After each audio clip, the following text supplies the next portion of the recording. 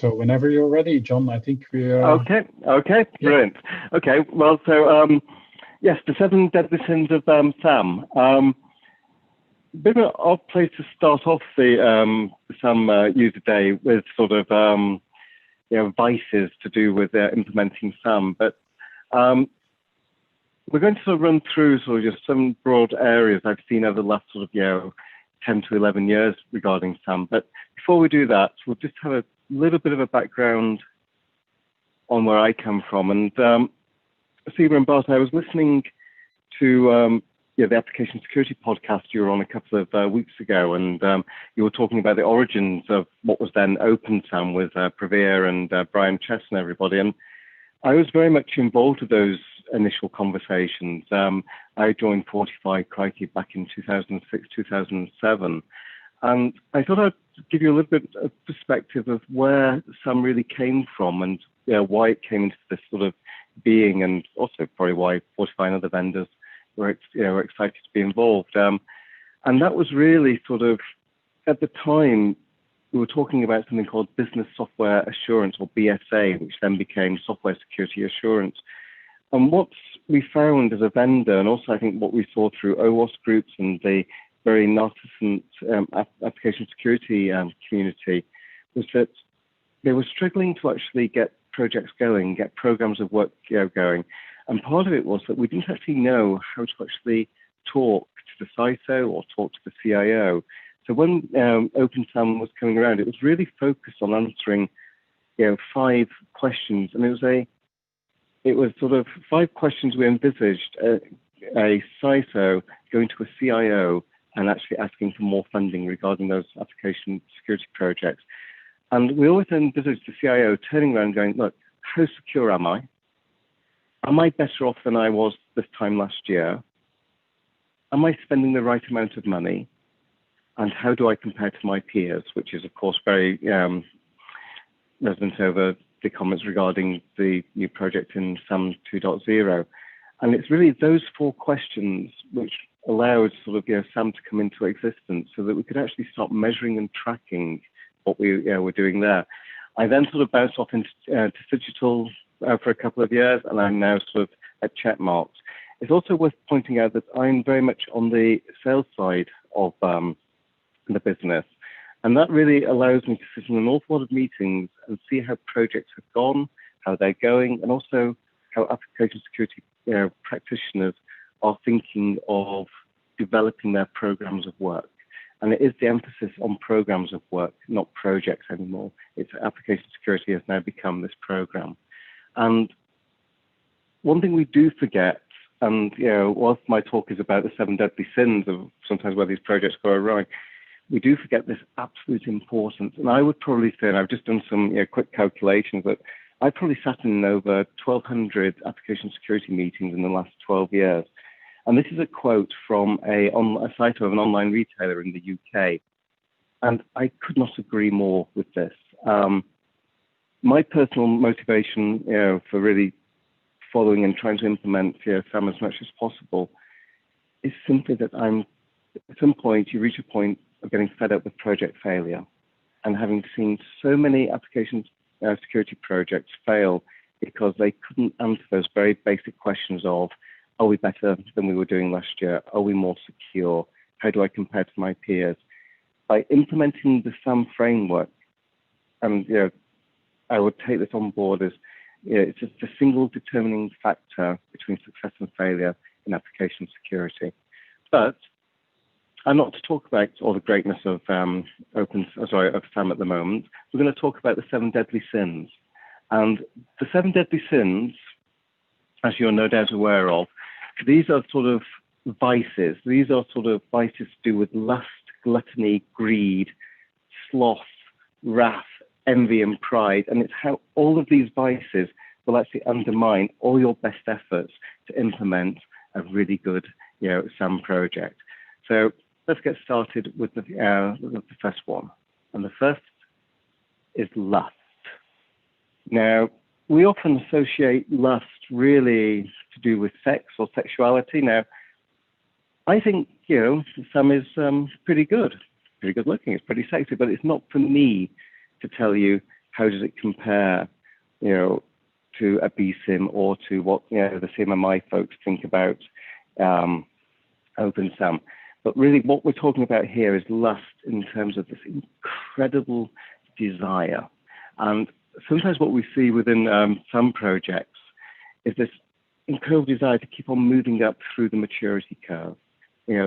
It's obsessing about getting from 1.7 to 2.2 or even to 3. It doesn't really matter what it is, but sometimes what we forget, and this is our advice coming in here, is that we forget that sometimes what looks good on paper doesn't always work in practice.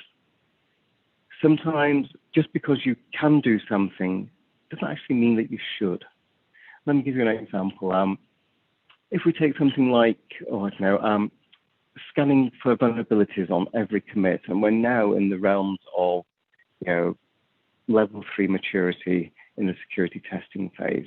It's wonderfully aspirational. We can, I work for a static analysis vendor. I'm very biased towards this, but just because you can do this, and it is more than possible, should you?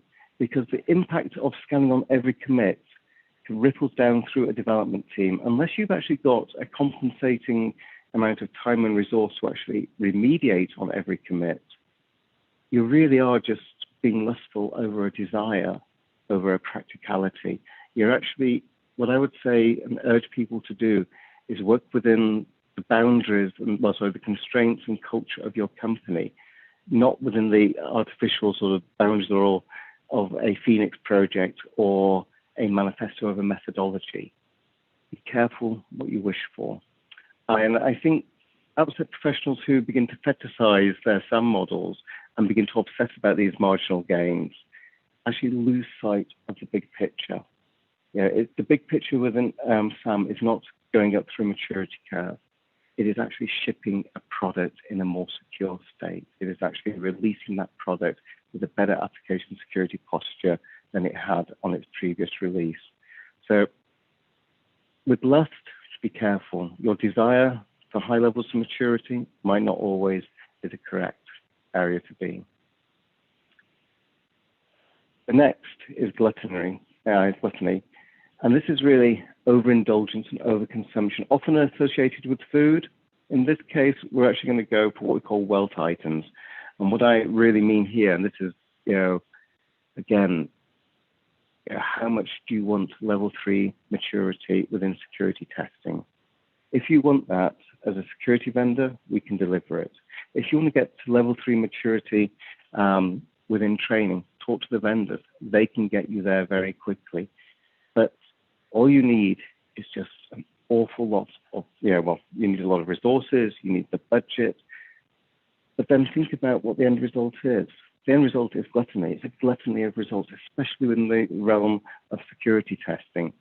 All you're going to do is sit surrounded by the 94 pages of a pen testing report saying that your application, is insecure, or it's got 101, or probably if it's 94 pages, 300 different security vulnerabilities.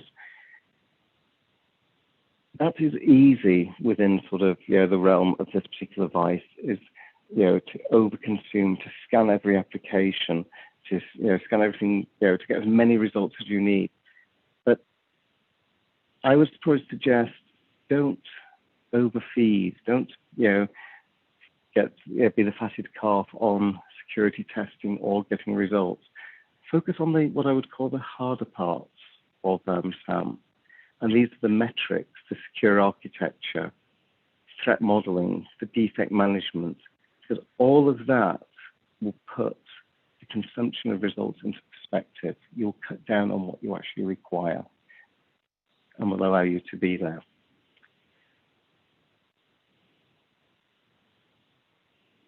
The next vice is greed. And greed is an odd one because sometimes we get it confused over sort of gluttony. But what greed is in regard to 7 deadly sins, it is a desire for wealth and power. And here, when we're talking about wealth and power, we're talking about divide and conquer. And I've seen this happen within many projects. And some of this is a little bit more BSIM related, but I've seen it in the original sort of Open SAMM results as well. And this starts off with the seemingly nice idea of having security champions. But then security champions suddenly turn into software security groups. And in the latest iterations, it's now sort of having highly specialized developers, which have been handpicked from engineering, going into the CISO office to be the ultimate arbiters of truth regarding a security vulnerability. And what we're beginning to see is a divide and a power grab over who actually owns application security. The world has changed since 2009, the first OWASP was released. We're now in a wholly different development world. That waterfall, that security testing at the end, the security gates, that is all gone. The success to SAMM projects now is to devolve power into the group, not to separate out, not to set up the application security group in competition with the development groups. We're now fully integrated into those functions. In fact, what SAMM really promotes, and this has probably been one of its greatest successes, is it forces engineering and security to go and talk to IT operations, human resources, the risk functions. And sometimes we actually forget that is the case, and we try and consolidate all of our power and become the people who can say go, no go to that release. And then we move on to Sloth, the absence of interest. And honestly, I face quite a lot of absence of interest from both the business and from the development community. And there's multiple explanations. You have organizational apathy. I've seen outside professionals curate wonderful open SAMM maturity models, roadmaps, great plans, and they don't communicate this back into the business. They forget the most important question when talking to the business, because they say, what's in this for me? And we are not talking, and we forget to talk in the language of this, of why measuring your maturity, having a roadmap, having designated goals and objectives is of benefit to the business, because ultimately they will be funding this type of activity. Equally, we'll begin to see that absence of interest by having missed targets which are too ambitious or targets which are actually too low. The absence of interest in development groups. Well, back in 2007, 2008, broadly, most developers did not think security was part of their job. That has changed. That has probably changed in the last 2 years, where developers are fully on board with application security. But you do see these projects begin to wane. They do lose interest. And why is this? Well, there's often no real incentive programs for coding securely. We give people the wrong metrics. We give them too many results. But we know, especially from the static analysis world, what a developer will do when faced with static analysis and how they will show their lack of interest. And it's, accumulates, and the complaints of too many false positives, the analysis time is too long, and it doesn't fit into our development environment. Well, that will manifest itself in people giving up on the project. So as a abstract professional, you're implementing open SAMM, make sure you're building into your maturity models and your roadmaps areas where you can begin to focus on actually changing behavior. And this isn't a tool or a technique or a process, but it's looking at how you can actually change the behavior of both the business and the development teams to share the common goal of increasing the security posture of the applications, and why that is perceived to be not just simply a compliance gig, but also the right thing to do.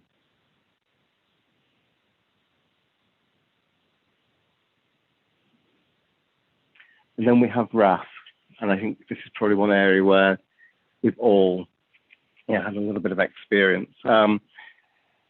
One of the criticisms or one of the observations of SAMM is that, especially right at the beginning, it focuses an awful lot on risk assessment, risk management, how do you measure risk. Sometimes as practitioners, we forget that organizations already have done this work, that there are risk management groups, there are GRC groups, and sometimes we do reinvent the wheel, or we're not conscious of the wheels we're trying to reinvent, so that we then need to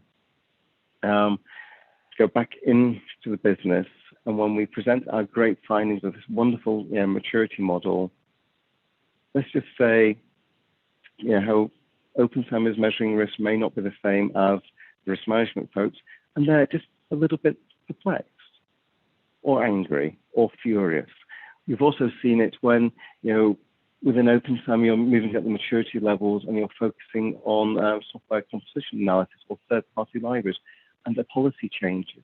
So you take one development group who are previously doing really well, you've changed a policy, or you've tightened up the testing requirements, whatever it might be, they now fall back behind.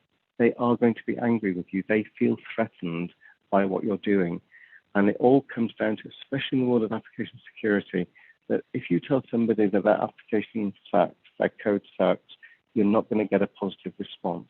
If you tell them that there's ways to improve, and here are the ways in which we can assist you to improve, that group will be with you for a long time, and they will work with you as opposed to instantly against you.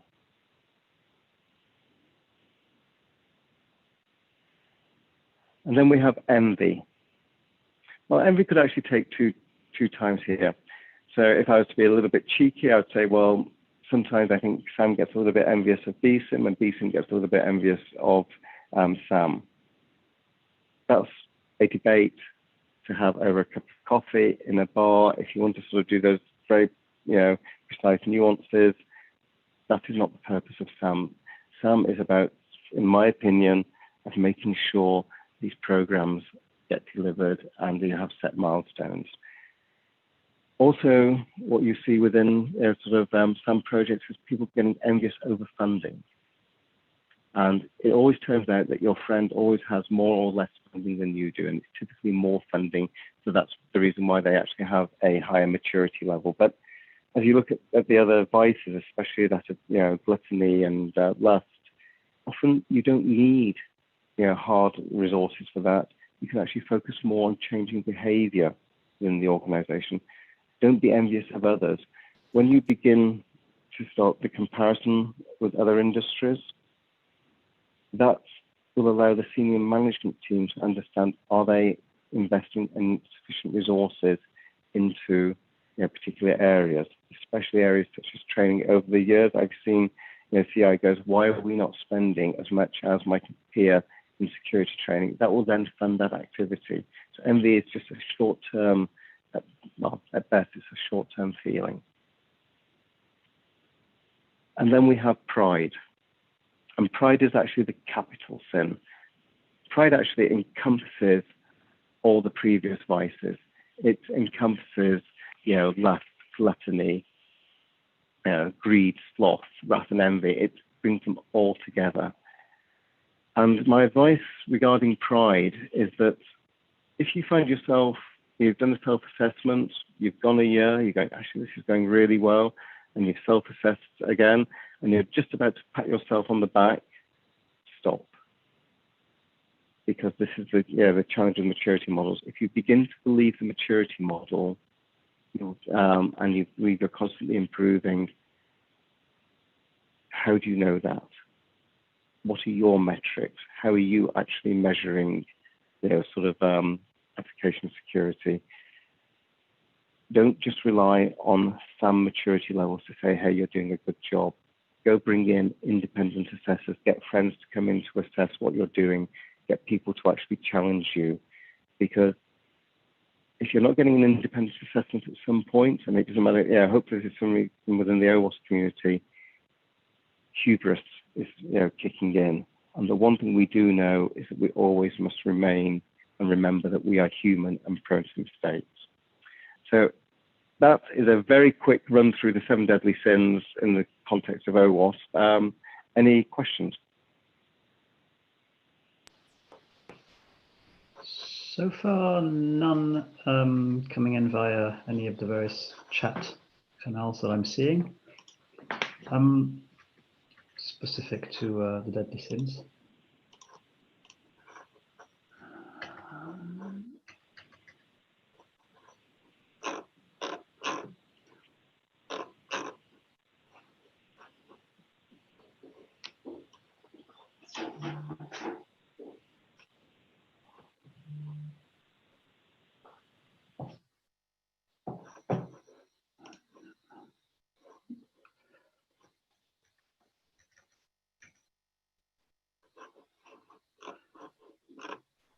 There's a question from Kimberly Decker. There is. In the Q&A. Okay, so yes, Kimberly said, do you think we should be doing independent as well as internal assessments? I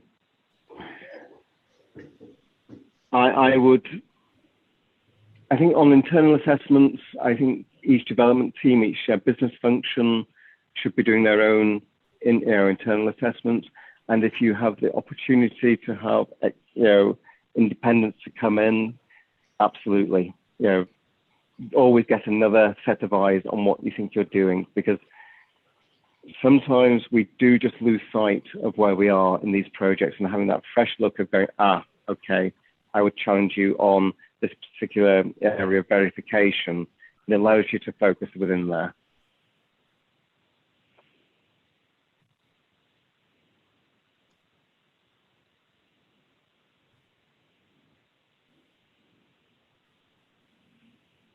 Okay. There's another question in the Q&A, Nassim. That was, but that was more related. Oh, sorry. Was there a question in this Q&A? Too many windows going on. Next time we should. No problem. We're having a couple of that look at the Q&A. So it's a question from Ito. I'm curious between the difference between pride and gluttony. For me, pride is thinking that you actually know it all and you've got it sorted. Gluttony is just gouging on static analysis and pen testing results. And I think sometimes with pride, and I've had a lot of round tables where you get the impression that everybody's got application security sorted from the governance through to the testing, through to the training, whatever it might be. And I just don't think, as an industry, we are, no pun intended, mature enough to actually be in that position to think that we do know it all. And it is that, remember, we are human. It's always looking out for those mistakes or those areas of weakness. That's where we need to be focusing. Gluttony is just consuming too much of the wrong thing.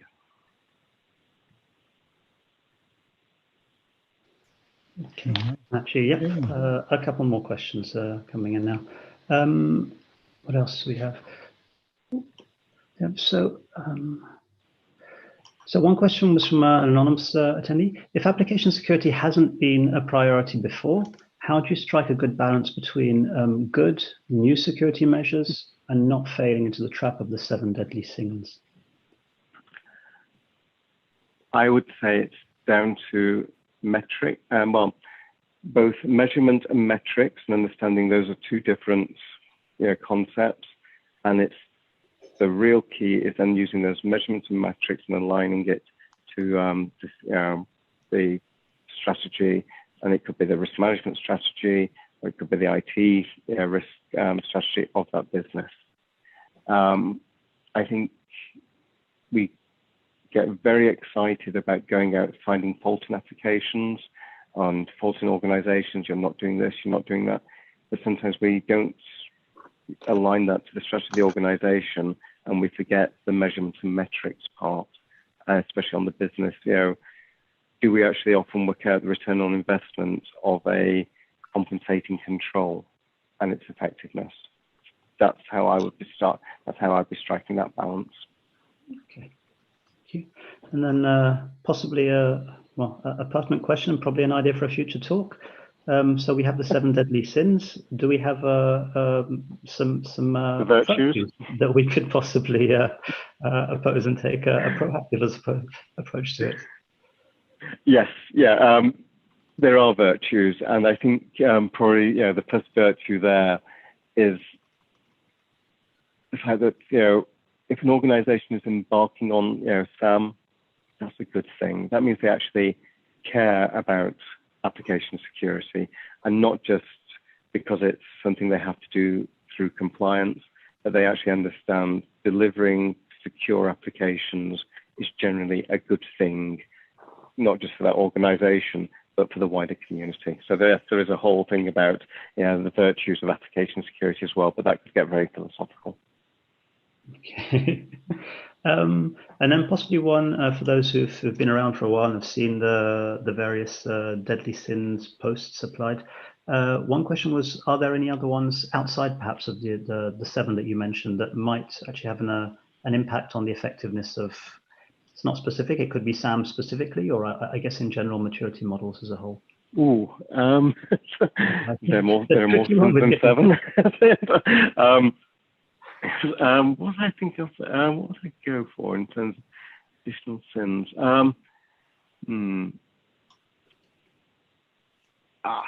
Yeah, I think you've probably got. Actually, is there a sin of really poor planning and communication? I think poor communication should definitely be a sin. Yeah, I think so. Yeah, I think that is something we. Actually, I think there's also the sin of shiny objects, which is probably in this, where we get focused on shiny technology as opposed to looking at behavior. Okay, yeah, that's true. Yeah, I can see that. Have a quick look on Slack. I think for the most part, people are participating, joining live, so they're just posting questions in the YouTube or the Zoom it. So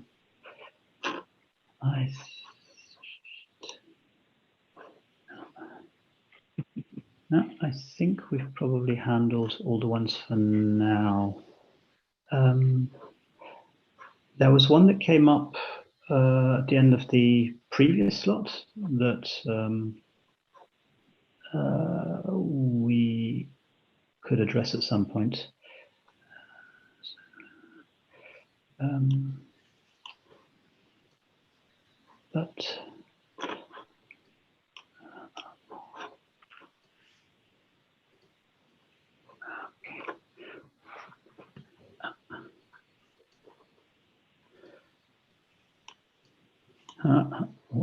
One question has come through this, not especially related to Sam, but it was about, and I assume it might be for you, John. Do you do speaking engagements on site? Well, yes, well, under the guise of, I have to be careful because I do work for a vendor, but when it comes to SAM, I'm very happy to do that under the guise of OWASP in a very non-commercial way. I set up the OWASP group in Edinburgh many, many years ago, and that again is driven by this desire for the right thing. So yeah, as long as it's in a vendor-neutral way and it's about open SAM, I'm very happy to chat to people. Okay, that's a fair answer.